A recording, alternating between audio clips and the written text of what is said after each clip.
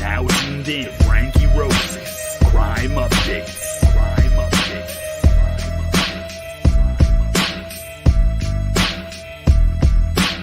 You are now tuned in to Frankyrose's Crime Updates. Crime Updates.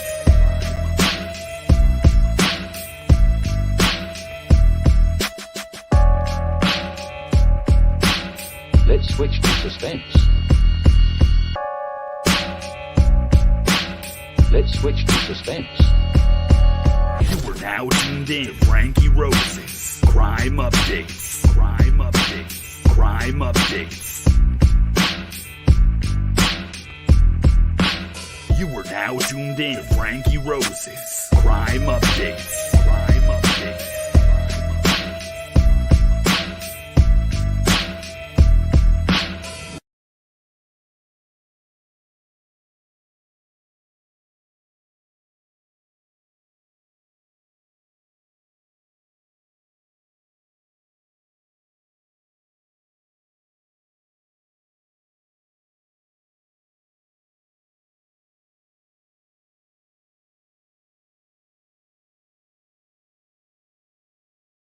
Jazzy and I'll try and keep the barking down. She's pretty sure she owns the whole area. So today's video is about the different people in Dylan Round's world. It seems to me that it's more like the Wild West out there than a desert based on my research of the area anyways. Montello, Nevada and Lucin, Utah are our main two locations. Lucin is an old ghost town, so basically not much of a population. And Montello, Nevada has about 200.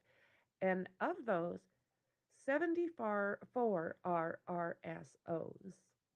I looked into some stats, and based on population, violent crimes in the US is 22.7%.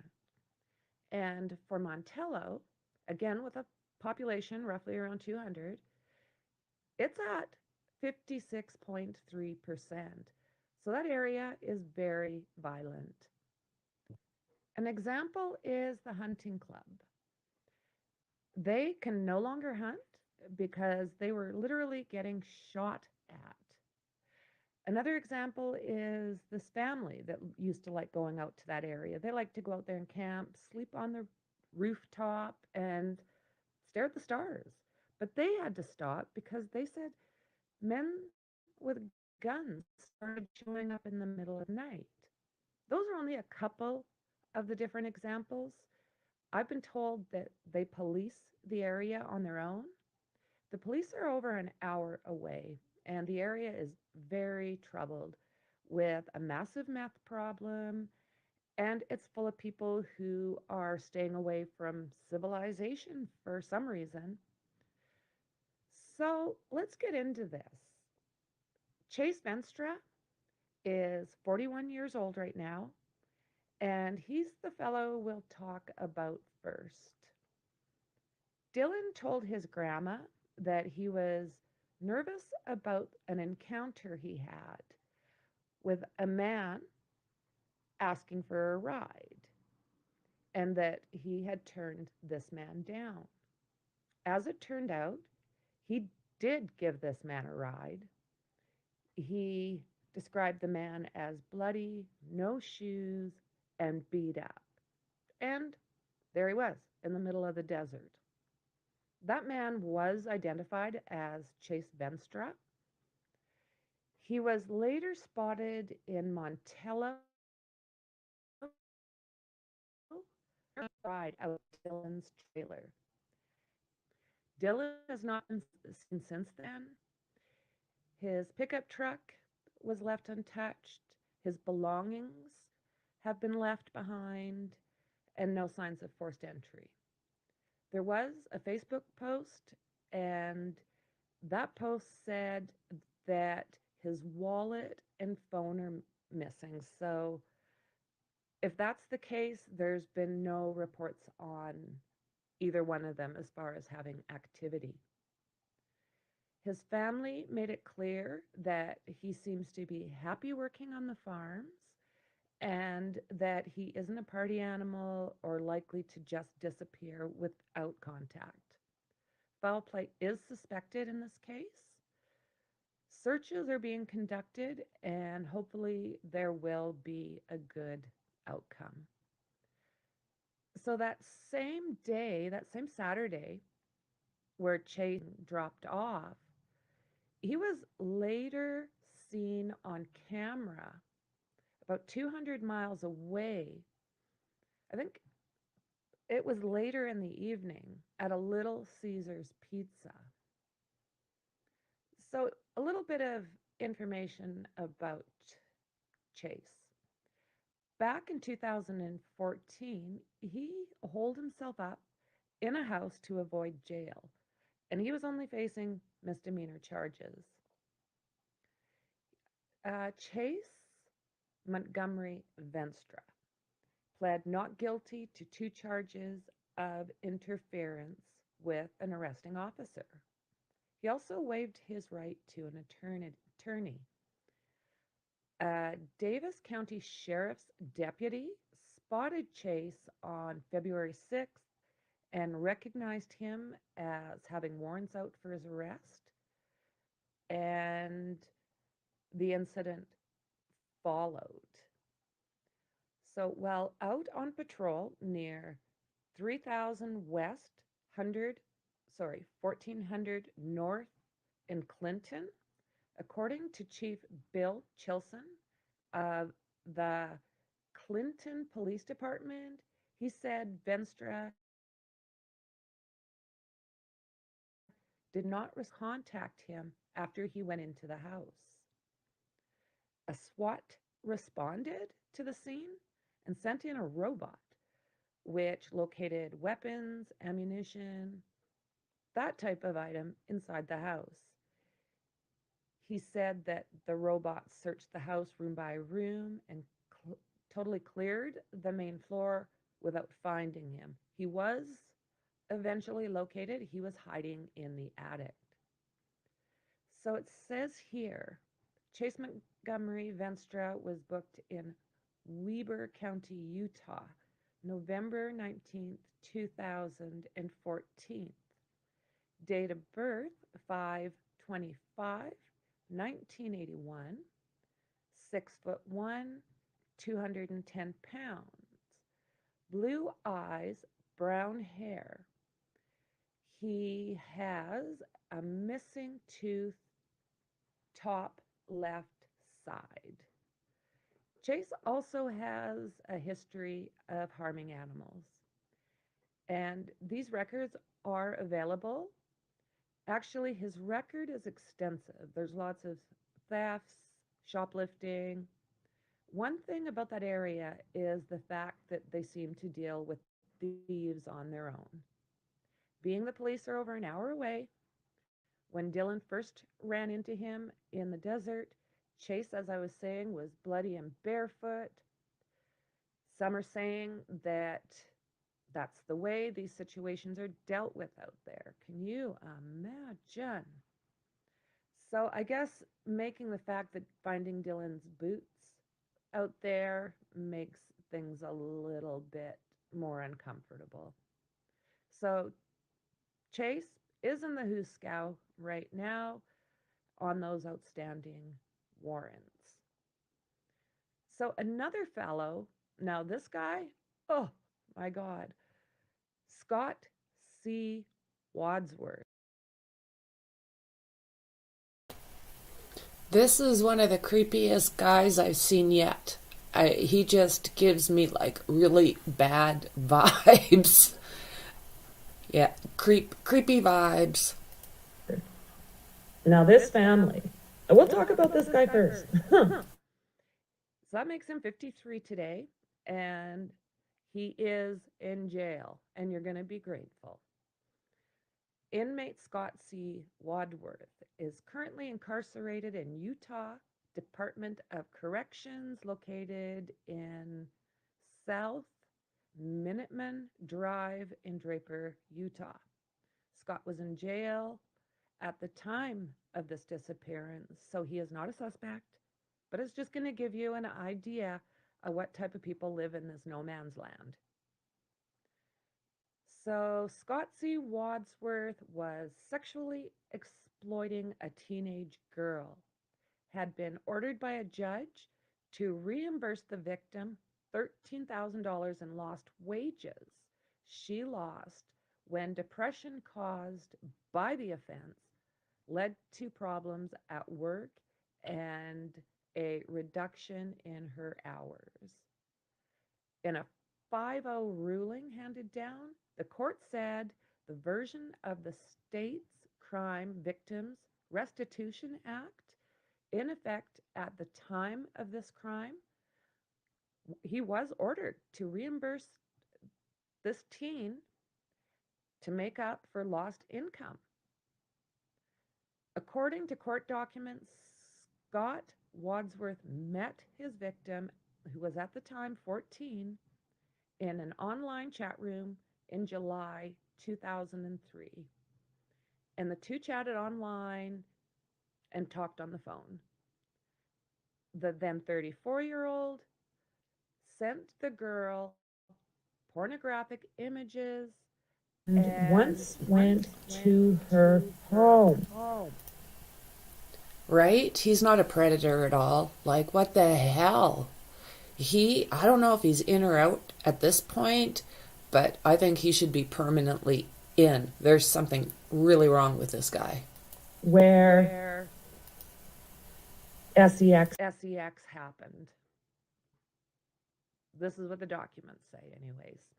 Wadsworth was charged in late 2003 with 26 offenses involving his contact with teen, and later pled guilty under a plea deal to 3 charges: sexual exploitation of a minor, unlawful sexual activity with a minor, and enticing a minor over the internet. He fled before his April 2005 sentencing and was literally caught 4 years, July 2009. And he was sentenced in 3rd District Court 6 months later, 1 to 15 years in prison. At a restitution hearing in 2010, his victim testified that the crime, as well as the reminder of what had happened, caused her deep depression. The act was amended in 2016, and restitution for lost income resulting from this offense no longer restricted to cases involving bodily injury. I got tongue-tied. The Supreme Court's opinion was governed by previous versions of the act. So this is 2009 conviction. Unlawful sexual activity with a minor, 3rd-degree felony. Enticing a minor, Class A misdemeanor. And it gives a description: 53, date of birth 1968-08, 29, eye color blue, hair color blonde, 5'8", 155 pounds. He has marks on his cheek and a mole on his left. I don't know what it means, but it says his face is discolored. So, Scott, inmate 165129, Department of Corrections, Draper, Utah. Yeah, I did a little bit some other searches, and I was surprised to see he's on a government watch list. Very interesting, right? So what have we got going here? 2004, same charges. We've got another brother, Troy, and I don't have a lot on him right now, but he is the fellow that was heard on No Thanks channel in the background when an interview was being done with the owner of the Saddle Sore Saloon. Kurt Wadsworth is the brother that the rumor mill says Dylan Rounds is gay. And, excuse me, during, they're saying that this 19-year-old was dating this 60-year-old man. I'm not discussing what the town says. Well, I am going to discuss what the town says. They said he cross dresses and that he's gay. This would not be a huge issue. It's just he's denying it, and we're wondering why. If the whole town says he's gay, why is he saying no? Is there some kind of guilty knowledge here? This is why this is important, not his sexuality. So he is being looked at pretty hard by, I'm not so sure that, I'm sure law does have what they need or are gathering what they need. But as far as the public, I think we're going to have to wait and see what happens with time. You know, he cannot be eliminated, but you don't want to accuse anybody who has done nothing, right? What I find disturbing is the age difference. I would find that in a heterosexual couple as well. It is being said that these two met when Dylan was 17, so these would be the concerns, not the sexuality. So the next person I want to talk about is Aaron Wadsworth, and he's Kurt's son. So this is out of Idaho Falls, and it says a man out on bail for allegedly selling methamphetamines has been arrested again on new drug trafficking charges. The latest charges filed against 34-year-old Aaron Wadsworth include felony trafficking of methamphetamine, felony possession of fentanyl pills with intent to deliver, Felony possession of Eltrazolite. So I'm not sure how I feel about this at all, but do you guys think that Wadsworth could still have something to do with this, even though Brenner might be the main person? But do you think the Wadsworths could have had something to do with this in some sort of way? I can't eliminate them. They're just such a creepy little family, and the rumor mill just, it runs with it. So does Kurt have anything to do with this? I don't think Troy, but we're still looking at Chase, Avila. We're looking at a lot of different characters out there. So, like I say, I think Jim Brenner is my number one still. I've always thought, well, not always. Part of me thinks Chase. I mean, he just failed that polygraph with Brenner.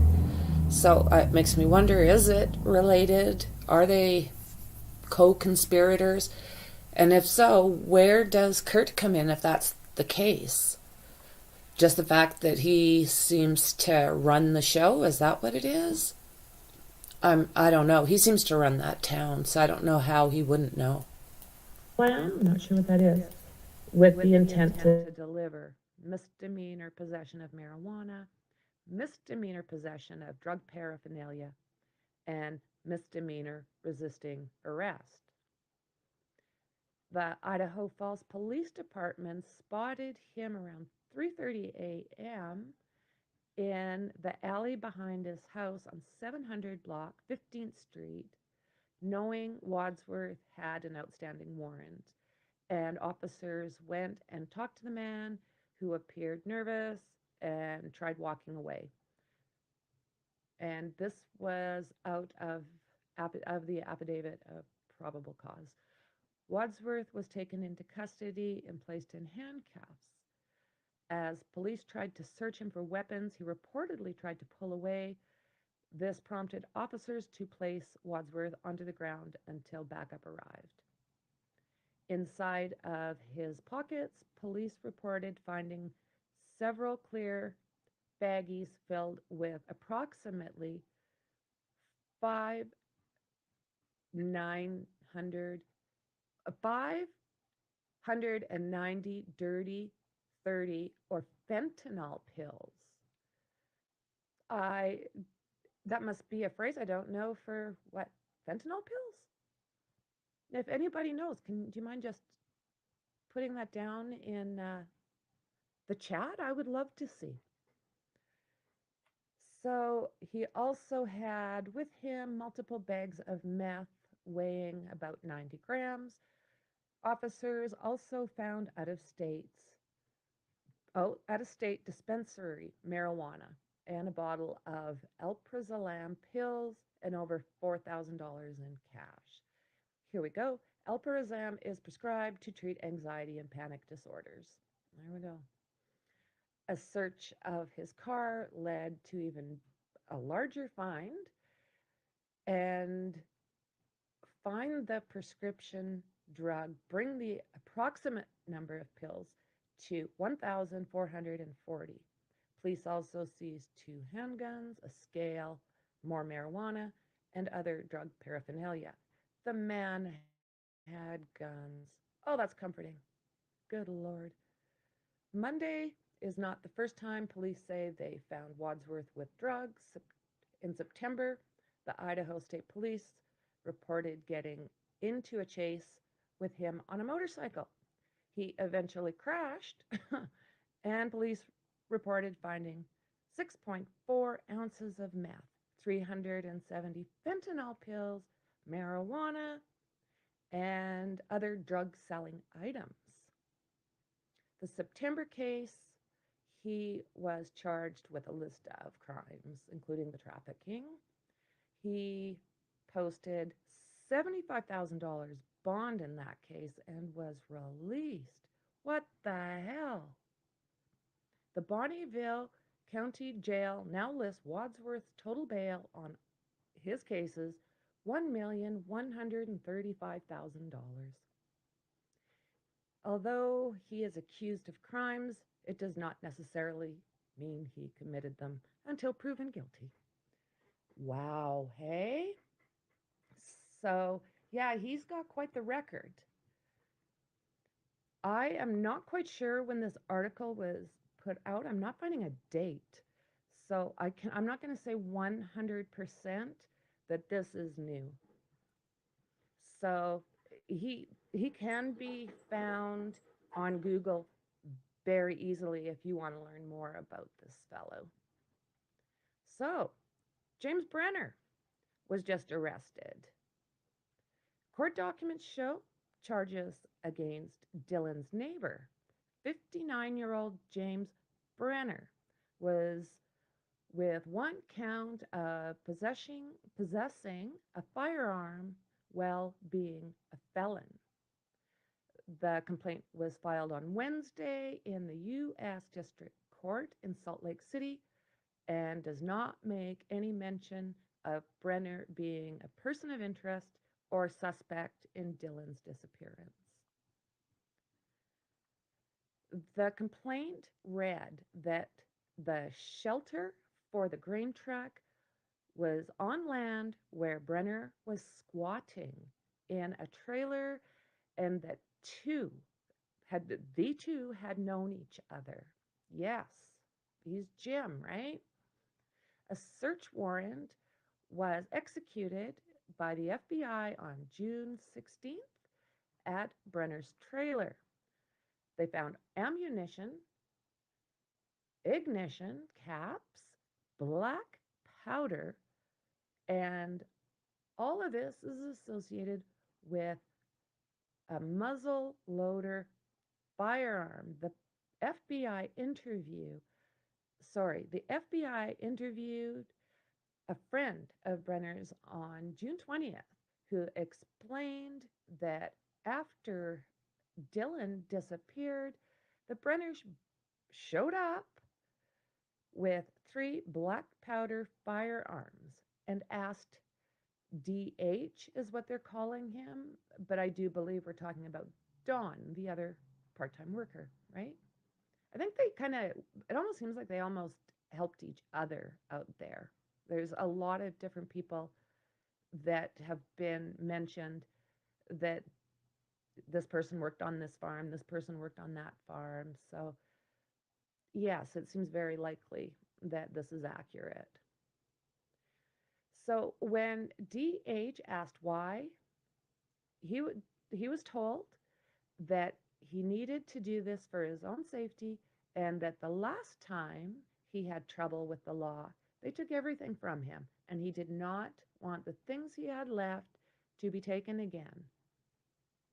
Now, this was FBI Special Agent Jeremiah Folk. Now, this is, I think, who the complaint was um, set by. It doesn't explain that very much. So, the warrant against 59-year-old James Brenner is for possessing a firearm as a felon and was filed past Wednesday in the U.S. District Court. This isn't the first time that he has faced charges like that. He was sentenced in 2012 to 33 months in prison for being a felon in possession of a firearm. He has another felony conviction on his record. The arrest warrant indicates that he was squatting in a trailer about 5 miles from Dylan's property.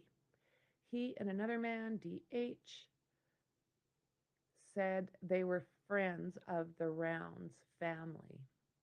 The Box Elder County Sheriff's Office interviewed him on June 7th during the search for Dylan. According to the court documents, 9 days later, indicate the Sheriff's Office and FBI executed a search warrant on his trailer, on Jim's. In a statement, the Box Elder County Sheriff's Office said Box Elder County volunteer teams have logged over 300 hours searching, covered over a 3,000-mile area, not including hours and miles traveled to do remote searches. The Sheriff's Office has also been searching around the clock, weekdays and weekends. So far, detectives have spent over 650 hours investigating this case.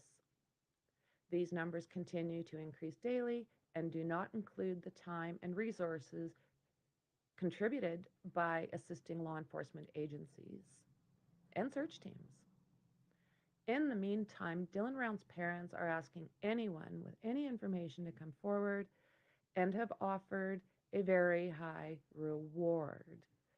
His mother said, we need to have something. We need a direction. Even if you don't think it's important, the smallest little piece of something could be all we need. Please tell us. This poor family, right? So there's P.I. James Terry. Now, he's been a controversial subject when it comes to this case.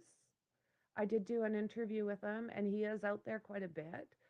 So if you're curious on his take, feel free to watch him on No Thanks gets him. Tyler Feller gets him quite often. So, yes. And of course, the family, they're also doing their shows. So I think we need to look at everything. So that's what I'm trying to do. So Don, DH, used to work on Dylan's farm, and Dylan fired him 3 weeks before he went missing.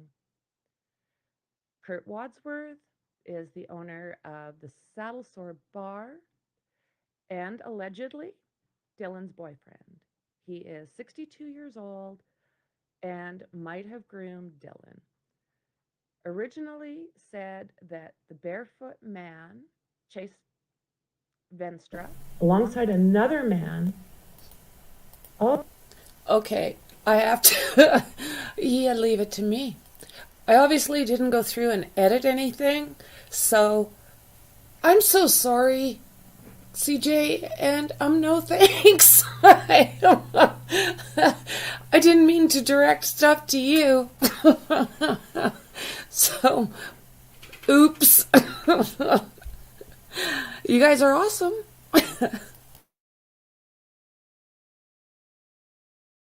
oh, that's right. He made a phone call to police and said that Chase and another man were holding Dylan hostage. That was the 31st of last month. And Kurt has some of his equipment stored out at Dylan's farm, being that he had worked for Dylan in the past. Troy Wadsworth, let's see, he's Kurt's brother, 60 years old, with previous stalking and kidnapping convictions. He's the guy that is said to have had the scratches on his arms. Now, this was also discussed by Dylan's dad, Justin. He did see these scratches. So he is saying that they came from an ATV accident, but we're also hearing that the ATV accident happened after. So that's Troy. Chase? the guy that Dylan found barefoot. So I'm just going to say this one more time. Anybody who is watching this, don't contact No Thanks or Crime and Justice. If you're looking for him, you go somewhere else. But not to those guys. Ever. Okay. Allegedly an arch enemy. Of Kurt Wadsworth, said that he's the one that was accused of holding Dylan against his will in Montello. And both Chase and his son said to look into Dylan's boyfriend. Jay is Troy's best friend. PI got a call from from a woman who was a social worker who was involved with women who got abducted by one of Kurt's family members. 2 of them were held for 4 months in a storage shed where they were assaulted and were told to remove their shoes. The social worker was then working with an elderly man I skipped named Jay, who was said to be an RSO. So let's see, in Elko, elderly man in Elko, where she had to check on. Okay, let's go back. In Elko, where she had to check on for elder abuse. She talked to him. He was old but lucid. All he talked about was the family of Kurt and Troy and Dylan. He thinks Dylan may have met the same fate as these previously mentioned women. My goodness. I'm getting tongue-tied. I was skipping like an old record. So I do want to say again, please do your own research and make your own conclusions. I am just letting out what I have seen and read myself. So I just do want to say, like, I'm not trying to sway anybody. I'm just putting out what I'm finding. There are many, as we were saying, SOs in that area. There's also reports of a vigilante group that monitors the area and is said to be known by the sheriff Now, this was kind of confirmed when Kurt gave an interview the other day. He said, no, we're not vigilante group. We just drive around at night. So, yeah, I don't know. They say they're policing their own areas. Other people call it vigilante, like the people who have been shot at.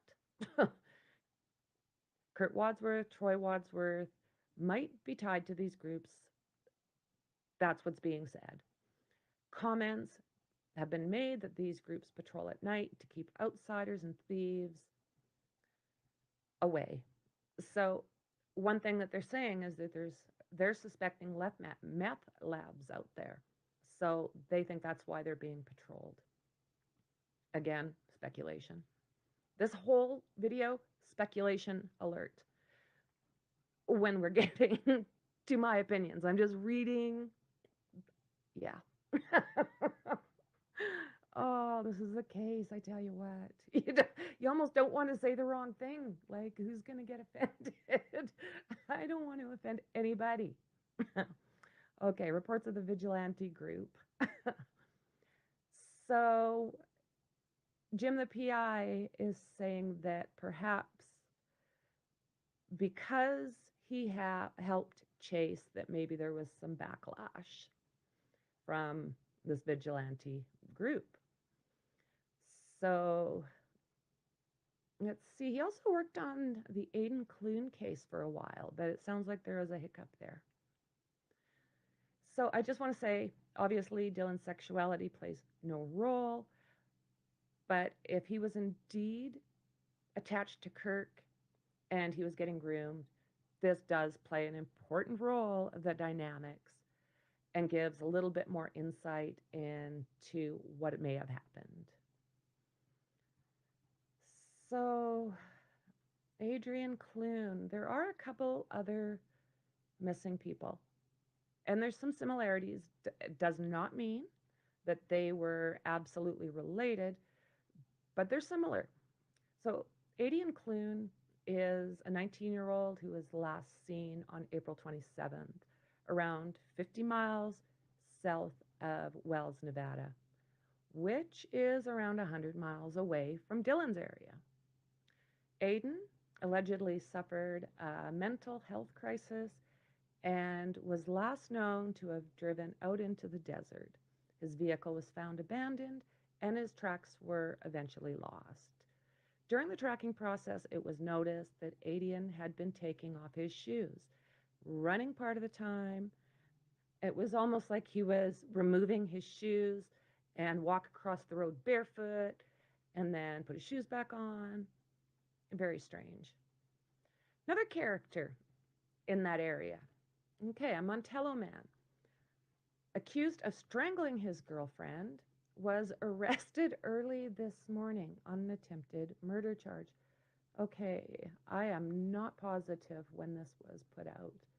But again, this is just an example of what grows out there.